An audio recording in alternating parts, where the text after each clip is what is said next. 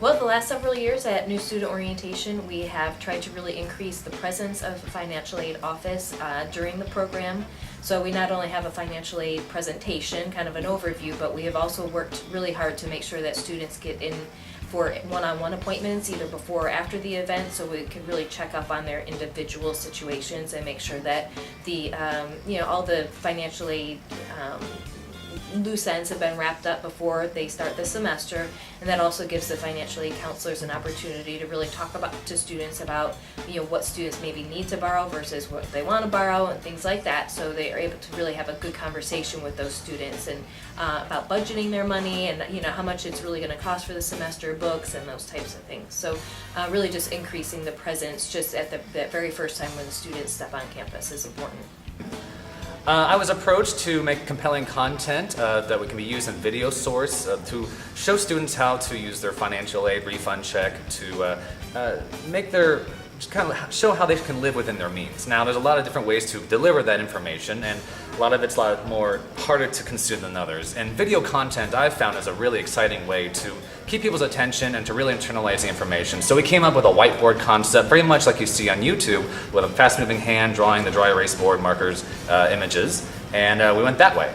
We brought Work on Purpose here after a few of us actually went through the training at another location. We thought it would be really important to bring to our students who often struggle with what they're going to do after graduation, which makes them bounce around from class to class or major to major when they just don't know what their passion is. And so Work on Purpose was all about finding your passion, but also realizing that you can make a difference and earn enough money to survive doing something that you really love. And so I think it's a great opportunity for students to have a more focused path towards graduation when they're here on campus so that they can graduate in time, but also find a really meaningful and hopefully well-paying job after graduation so that they can start paying back those loans and saving for retirement and all those important things that they should be thinking about really early on. So a tradition that we've started here on campus is our Day 71.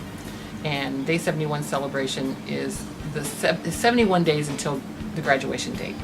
We chose 71 because the IU East was founded in 1971, so that's the starting of a tradition.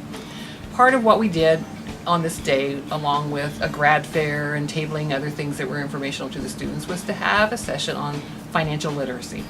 And it was so helpful. These are things that students may not be aware of as they're approaching, and it's a good idea for them to do that. It's just one of the things we want to continue to reach out to not only our recent grads, but as our alumni as well, and along with other initiatives that we can begin. So starting last year, Campus Life really wanted to jump on board with a financial literacy training for students. What we were able to start with was our Student Government Association. Because they are the leaders of our campus and I have them during a single meeting, I wanted to take the opportunity of their time and bring in somebody to talk about financial literacy.